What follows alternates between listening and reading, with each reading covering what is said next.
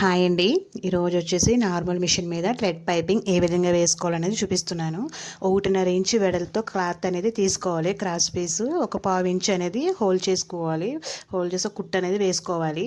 So ఇది వచ్చేసి క్లాత్కి అయితే ఈ విధంగా పెట్టుకొని కుట్టేసుకోవాలండి 1/4 ఇంచు ఖర్చుతో.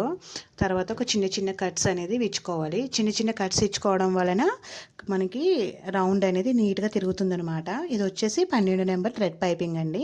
12 నెంబర్ థ్రెడ్ పైపింగ్ అనేది చాలా సన్నగా అనేది పడుతుందనమాట. సో ఈ విధంగా క్లాత్ లోపల థ్రెడ్ పైపింగ్ అనేది ఈ విధంగా పెట్టేసుకొని సో థ్రెడ్ పక్కనే కుట్టు పడేటట్టు కుట్టుకుంటూ రావాలి.